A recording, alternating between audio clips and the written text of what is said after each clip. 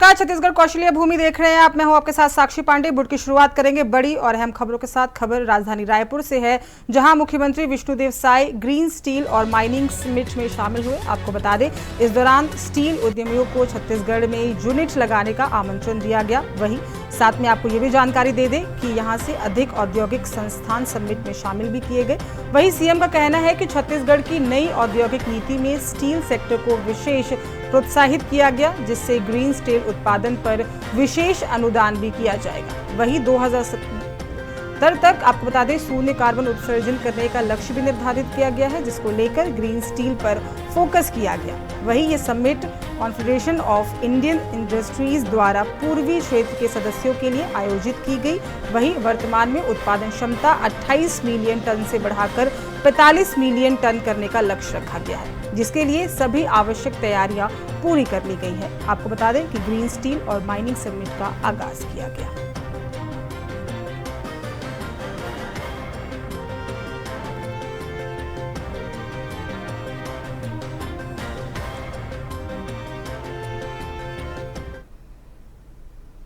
और केरल की 2 कैथोलिक ननों की गिरफ्तारी से छत्तीसगढ़ की राजनीति गर्मा गई है। आपको बता दें कि मानव तस्करी और धर्मांतरण के आरोप में हुई गिरफ्तारी पर कांग्रेस और भाजपा इस वक्त आमने सामने देखने को मिले। पूर्व मुख्यमंत्री भूपेश बघेल ने कहा कि भाजपा अल्पसंख्यकों को निशाना बनाकर ध्रुवीकरण की राजनीति कर रही है। वहीं राहुल गांधी और केसी वेणुगोपाल ने भी इसको लेकर तीखा विरोध जताया है और मुख्यमंत्री को पत्र लिखा भी गया। आपको बता दें कि भाजपा मीडिया प्रभारी अमित चिमनानी ने कांग्रेस पर तुष्टीकरण की राजनीति करने का आरोप लगाया है। उन्होंने कहा कि कांग्रेस अपनी प्रदेश की बेटियों के बचाने के आरोपियों के पक्ष में खड़ी है। उन्होंने गांधी परिवार पर न्यायालय जैसी भूमिका निभाने की बात भी कही, उस पर भी तंज कसा और साथ में ननों की गिरफ्तारी पर अब ये सियासी घमासान देखने को मिला है।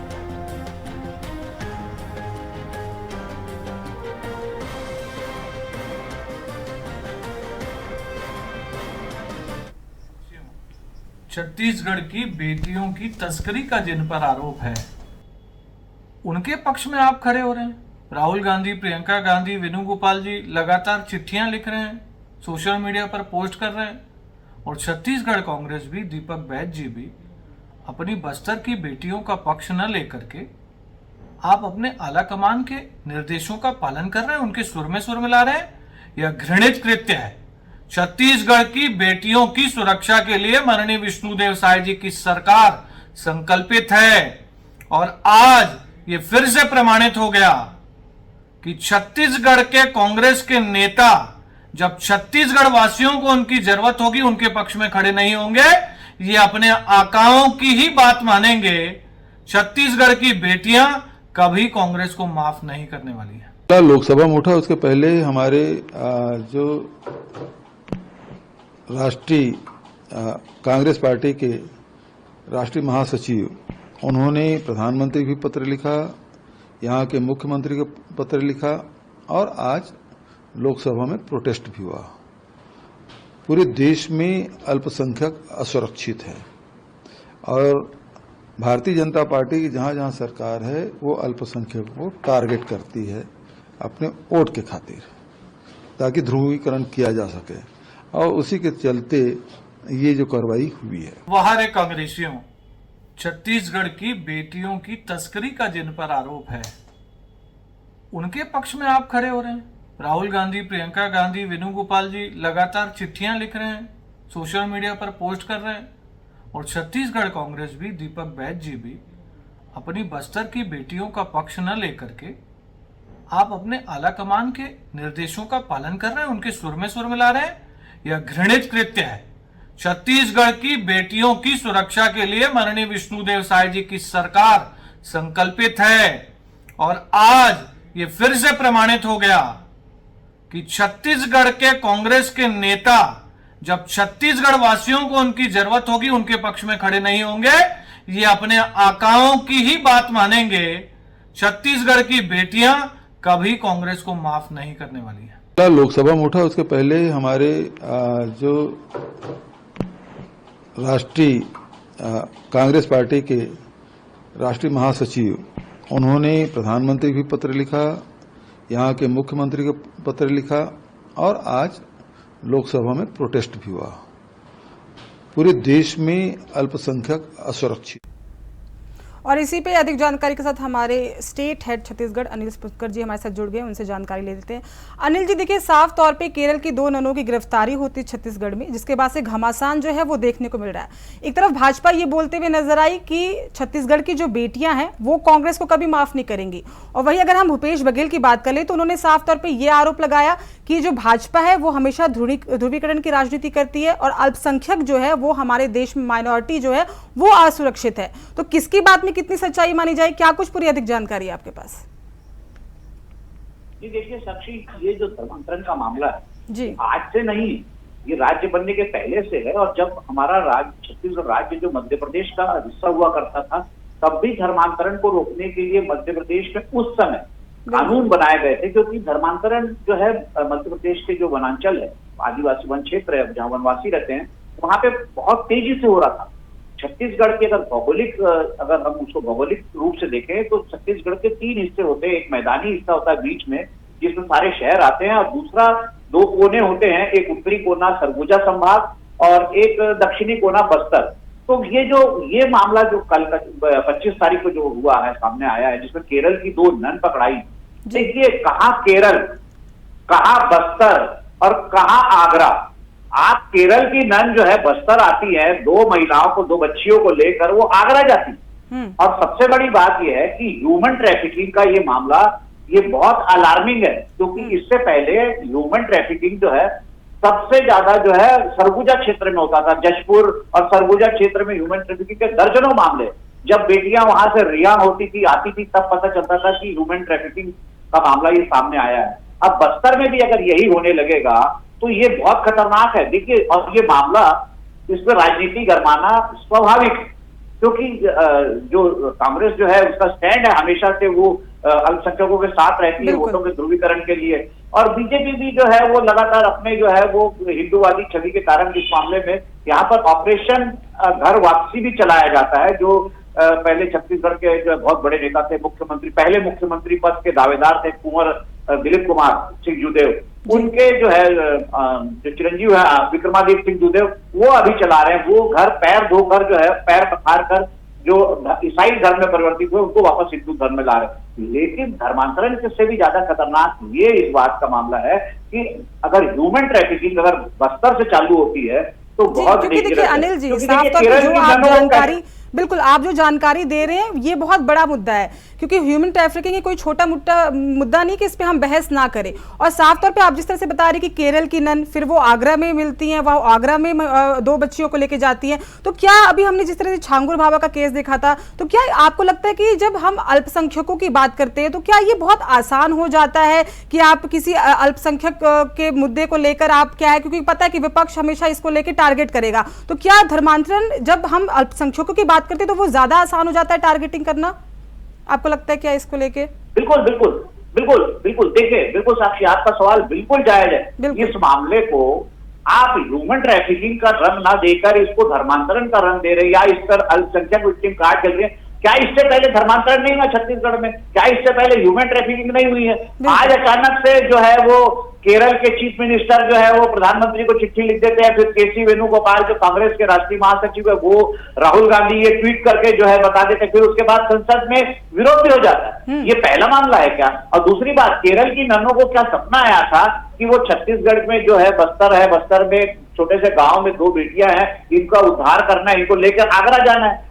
और फिर ये मामला सामने आया तो वो जो लड़कियां हैं जब ट्रेन में रोने लगी और कहने लगी हमको कहाँ ले जा रहे हैं हमको मालूम नहीं, तब उनके साथ जो ननों के साथ जो आदमी जा रहा था उसने कहा नहीं तुमको जाना ही पड़ेगा, तो सहयात्री ने कंप्लेंट की। इसमें कोई राजनीतिक मामला नहीं होना चाहिए। ये जो मामला है इसकी तह में जाना चाहिए, ये बहुत बड़ा मामला है। और इस तरह से अगर आदिवासी बच्चियों को बेचा जा रहा है, किसको बेच रहे हैं, कहाँ बेच रहे हैं, वो लड़की कहाँ जा रही है, उसका जीवन नर्क हो जाएगा। उसके जीवन का क्या भरोसा, कि इस बातों पर विचार ज्यादा जरूरी है। जी। चलिए आप हमारे साथ बने रहिएगा अधिक जानकारी के लिए। खबरों का आगे रुख कर लेते हैं, जहां आपको बता दें कि छत्तीसगढ़ के कांकेर जिले के जाम गांव में धर्मांतरण कर चुके सोमलाल राठौर के अंतिम संस्कार को लेकर विवाद गहरा गया। जहां आपको बता दें कि शव को निजी जमीन में दफनाए जाने का ग्रामीणों ने विरोध किया और चर्च में तोड़फोड़ की घटना से विवाद भी खड़ा हो गया। विवाद के बीच मृतक के भाई ने हत्या का संदेह जताया है, जिसके बाद से शव निकालकर पोस्टमार्टम के लिए भेज दिया गया, पोस्टमार्टम कराया गया। आपको बता दें कि मृतक के परिजनों और मसीह समाज के लोगों ने जिला प्रशासन से स्थायी कब्रिस्तान की मांग भी की है। उनका कहना है कि 25 वर्षों से मांग के बावजूद अब तक कब्रिस्तान नहीं मिल पाया है। कांकेर एसडीएम अरुण वर्मा ने बताया कि स्थिति नियंत्रण में है, चर्च में अंदर कोई तोड़फोड़ नहीं हुई है, असामाजिक तत्वों द्वारा सामान फेंके जाने की जांच की जा रही है और पोस्टमार्टम रिपोर्ट का इंतजार है। तो भाई ऐसे है कि हमारे धर्म में नहीं है वो, तो उसको निकाले जाए और यहाँ से हटाया जाए। क्या है वो भाई कौन? छोटा भाई यहीं रहता था और इंदिरावास में, और ये आज तीसरा साल कृषि हाँ, अब पता नहीं, हमको मालूम ही नहीं है। जी लगातार बने हुए उनका रुख कर लेते हैं। अनिल जी देखिए, फिर से वही धर्मांतरण का खेल और धर्मांतरण कर चुके सोमलाल राठौर के अंतिम संस्कार को लेकर यहाँ विवाद हुआ। लोगों का कहना है कि बहुत दिन से कब्रिस्तान की जो मांग है वो की जा रही है, लेकिन ये अभी तक पूरी नहीं हो पाई। तो इसके पीछे का क्या रहस्य है, क्या कुछ पूरी अधिक जानकारी है आपके पास? देखिए साक्षी जी, ये जो कांकेर क्षेत्र है और ये जाम गांव, वहाँ के गांव, छोटा सा गांव जाम गांव का, वहाँ इस सरकार में ये पहली बार सामने आ रहा है इस तरह का तनाव। इससे पहले जो है भूपेश बघेल की सरकार थी 5 साल तक, कांग्रेस की, उसमें भी कांकेर इलाके में यही मामला सामने आया था, धर्मांतरित व्यक्ति के अंतिम संस्कार को लेकर। देखिए ये ईसाई लोगों में जो है अंतिम संस्कार होता है, दफन किया जाता है, वो दफनाने नहीं देते थे उस गांव में भी लोग जो है। वहां पर एक गांव की बात नहीं है, उस पूरे इलाके में लगभग हर गांव में यही स्थिति बनी हुई है। और इसका मुख्य कारण ये है कि धर्मांतरण। देखिए वो सूर्यकांत राठौर ही नाम लिख रहा है। और दूसरी बात, गांव के आदिवासियों का कहना है कि हमारा आदिवासियों का गांव है, आदिवासियों की जमीन है, हम यहाँ पे दूसरे धर्म को यहाँ पे दफनाने नहीं देंगे। अब जो बस्तर है, बस्तर क्षेत्र में आपको फिर बताना चाहूंगा कि छत्तीसगढ़ को 3 हिस्से में बांटे, तो मैदानी क्षेत्र जो होता है रायपुर और शहरी क्षेत्र दुर्ग, बिलासपुर वगैरह, और एक सरगुजा है। तो सरगुजा क्षेत्र में धर्मांतरण की चरम सीमा पार हो चुकी है। बस्तर जो धर्मांतरण से अछूता था, वो राज्य बनने के बाद चपेट में आया। जब आजादी के बाद जब धर्मांतरण शुरू हुआ अपने देश में, जो केरल से जो निकले धर्मांतरण करने वाले लोग, वो पहले बस्तर पहुंचे, लेकिन उनको वहां कोई भी रिस्पांस नहीं मिला, वहां वो फेल हो गए थे। तो वो आगे बढ़े और आगे जाकर उन्होंने सरगुजा क्षेत्र को अपनाया और सरगुजा में उनका जो है अभियान सफल रहा। सरगुजा से लगा हुआ पूरा झारखंड है, झारखंड में भी धर्मांतरण जो है बहुत तेजी से फैला। अब लेकिन वो वापस जब वहां पे धर्मांतरण के लिए बहुत ज्यादा गुंजाइश नहीं बची, वहां गुंजाइश नहीं बची, तो वापस ये बस्तर में हो रहा है और बस्तर में धर्मांतरण हो रहा है। इसलिए अब इस तरह की घटनाएं आ रही, क्योंकि धर्मांतरित व्यक्ति है, जीवन है, मृत्यु तो होगी। तो मृत्यु होने के बाद अंतिम संस्कार को लेकर जो आदिवासी बिल्कुल विरोध करते हैं, और ये पहला गांव नहीं है, लगातार गांव है। और धर्मांतरण पर रोक लगाना सबसे ज्यादा महत्वपूर्ण है। देखिए इस पर पहली सरकार जो मनमोहन सरकार थी जो की, उसमें भी मध्य प्रदेश के कानून में संशोधन करने की बात की गई, लेकिन आज तक कानून लागू नहीं। जी चलिए, तमाम अहम जानकारी के लिए बहुत बहुत धन्यवाद आपका अनिल जी। आज तक तो हम लोग सिर्फ जीवित लोग के साथ देखते, लेकिन अब मुर्दों के साथ भी राजनीति देखने को मिल रही है। आगे खबरों का रुख करते हैं। खबर रायपुर से है, जहां पर देश में साइबर ठगी की वारदातों को अंजाम देने वाले अंतर्राज्यीय गिरोह के 5 सदस्यों को छत्तीसगढ़ पुलिस ने उत्तर प्रदेश से गिरफ्तार किया है। आपको बता दें, इन आरोपियों ने रायपुर की और सिवनी निवासी सोनिया हंसपाल को डिजिटल अरेस्ट कर 2.83 करोड़ रुपए की ठगी की थी। आरोपियों के कब्जे से कई बैंक खाते, चेकबुक, सिम कार्ड और मोबाइल फोन जब्त किए गए हैं। साथ ही 43 लाख रुपए की ठगी की रकम खातों में होल्ड भी कराई गई है। आपको बता दें कि आरोपियों ने खुद को दिल्ली साइबर सेल का अधिकारी बताते हुए महिला को डराया कि उसके नाम से कई बैंक खाते खोले गए हैं, जिसमें मनी लॉन्ड्रिंग की जा रही है, और इसके बाद से उसे व्हाट्सएप से वीडियो कॉल पर बनाए रखा और लगातार धमकाकर करोड़ रुपए के अपने खाते में ट्रांसफर करवा लिया गया। पीड़िता की शिकायत पर घटना को गंभीरता से लेते हुए पुलिस महानिरीक्षक रायपुर रेंज उमेश मिश्रा और वरिष्ठ पुलिस अधीक्षक डॉक्टर लाल उमेद सिंह के निर्देश में रेंज साइबर थाना, एंट्री क्राइम थाना, विधानसभा की टीम बनाई गई। तकनीकी विश्लेषण और बैंक खातों की जानकारी के आधार पर पुलिस ने 4 सदस्यीय टीम गठित की। उसके बाद उसे उत्तर प्रदेश भेजा गया, जहां से 5 लोगों को गिरफ्तार किया गया है।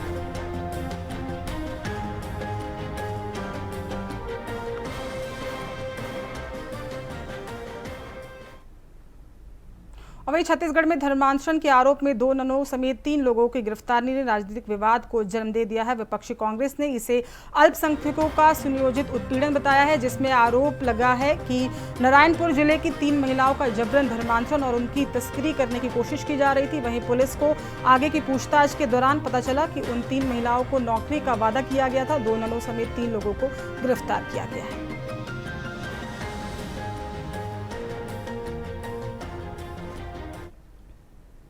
छत्तीसगढ़ में नक्सलियों के शहीदी सप्ताह के बीच सुकमा में मुठभेड़ की खबर सामने आई है। दोनों ओर से अभी फायरिंग चल ही रही थी, जहां मुठभेड़ में एक नक्सली के मारे जाने की खबर सामने आई। वहीं आईईडी की चपेट में आकर 2 जवान घायल भी बताए जा रहे हैं। आपको बता दें कि पुलिस सूत्रों के मुताबिक सुबह से जंगलों में गोलियों की आवाज गूंज रही है। डीआरजी सीआरपीएफ की संयुक्त कार्रवाई देखने को मिली। जवानों ने नक्सलियों को घेरा है। कई नक्सलियों को गोली लगने की सूचना भी बताई गई है। जहां पर 28 जुलाई से शहीदी सप्ताह मनाया जा रहा है। एंटी नक्सल ऑपरेशन में जवानों ने नक्सलियों की साजिश को नाकाम कर दिया है। मुठभेड़ अब भी जारी है और इलाके में अलर्ट भी जारी किया गया है। एनकाउंटर की पुष्टि डीएसपी नक्सल ऑप्स मनीष रात्रे ने की है।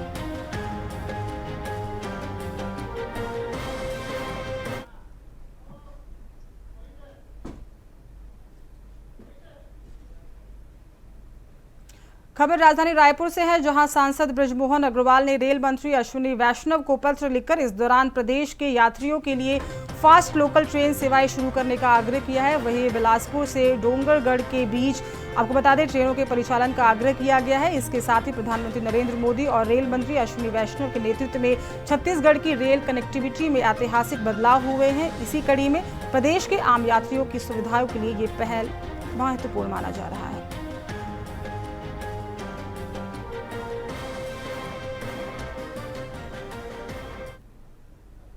गरियाबंद में सावन के पवित्र महीने के तीसरे सोमवार को छत्तीसगढ़ के गरियाबंद जिले के परतेवा गांव स्थित शिव मंदिर में एक अद्भुत नजारा देखने को मिला, जब एक नाग मंदिर में अचानक प्रकट हुए और भगवान शिव पार्वती की मूर्ति से लिपट गए। ये दृश्य देखने वहां मौजूद श्रद्धालु आश्चर्यचकित रह गए और कुछ ही देर में श्रद्धालुओं की भीड़ इकट्ठा हो गई। जानकारी के अनुसार यह घटना राजिम से लगे परतेवा गाँव के प्राचीन शिव मंदिर में देखने को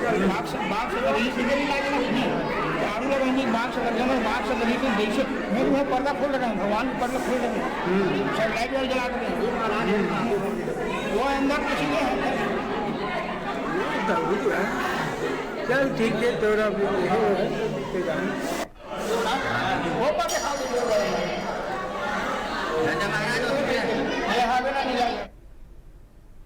बलौदाबाजार जिले के लुठवा गांव स्थित शिव मंदिर में नागपंचमी और सावन के सोमवार अवसर पर एक अद्भुत दृश्य सामने आया, जब एक जीवित नाग सांप रेंगते हुए मंदिर में पहुंचा और सीधे भगवान शिव की मूर्ति से जाकर लिपट गया। यह दृश्य देखकर पहले श्रद्धालु सहम गए, लेकिन नाग के शांत व्यवहार ने सभी को भाव विभोर कर दिया। इसे शिव का चमत्कार मानते हुए धूप, बेलपत्र और फूल अर्पित कर पूजा अर्चना शुरू कर दी। नाग प्रतिमा से घंटों लगता रहा, जिससे इसे भगवान शिव का प्रतीक मानकर ग्रामीणों ने विशेष पूजा की।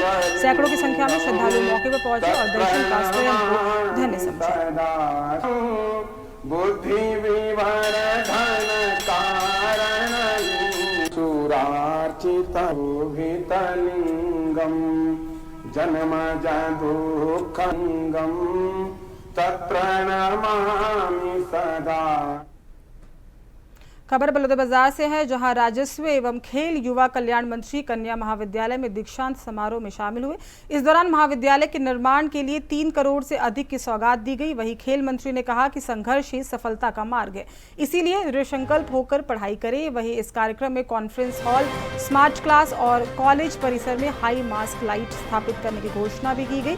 वहीं छात्राओं का उत्साहवर्धन करते हुए कहा गया कि छात्र जीवन में दृढ़ संकल्प और मेहनत से आपका भविष्य उज्जवल बनेगा। वहीं महाविद्यालय के विकास के लिए जो सौगातें मिली है वो वहां पढ़ने वाले बालिकाओं के लिए बहुत ही जरूरी थी। शासन प्रशासन द्वारा महाविद्यालय की बेहतरी के लिए हर संभव सहयोग किया जा रहा है।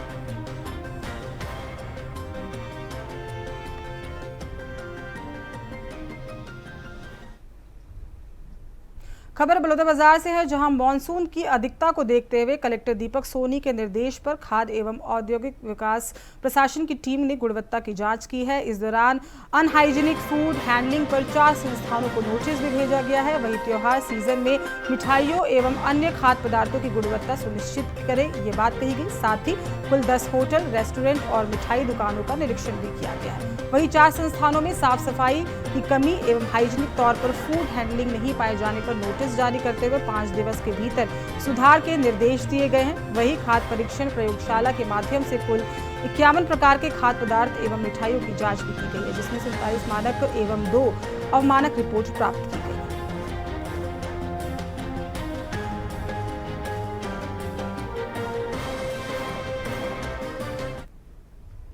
छत्तीसगढ़ के मुख्यमंत्री विष्णुदेव साई की धर्मपत्नी कौशल्या साई ने आज एक बार फिर से अपनी धार्मिक आस्था का परिचय दिया है। आपको बता दें कि वे हजारों श्रद्धालुओं के साथ विशाल कांवड़ यात्रा में शामिल हुई। ये यात्रा विगत कई वर्षों से आयोजित हो रही है और हर साल कौशल्या साई इसमें बढ़ चढ़कर हिस्सा लेती हैं। आज सुबह तिमरमारा के ईब और मैनी नदी के संगम पर तट पर उन्होंने ये कांवड़ यात्रा शुरू की और 7 किलोमीटर की पदयात्रा के बाद बगिया स्थित फलेश्वर महादेव मंदिर पहुंचे। इस दौरान कौशल्या साई ने शिवलिंग पर जल चढ़ाकर प्रदेशवासियों के लिए सुख, समृद्धि और खुशहाली की प्रार्थना भी की। इस कांवड़ यात्रा में हजारों श्रद्धालु शामिल हुए और ढोल नगाड़ों की थाप पर कौशल्या साई जमकर थिरकती नजर आई। आपको बता दें, फलेश्वर महादेव मंदिर बगिया में जलाभिषेक के बाद कौशल्या साई ने कहा कि ये यात्रा उनकी आस्था का अभिन्न हिस्सा है। उनके साथ मौजूद श्रद्धालुओं में भी उत्साह का माहौल देखने को मिला। क्षेत्रवासियों ने मुख्यमंत्री की धर्मपत्नी को अपने बीच पाकर खुशी जताई। ये कांवड़ यात्रा न केवल धार्मिक आस्था का प्रतीक है, बल्कि सामाजिक एकजुटता को भी दर्शाता है।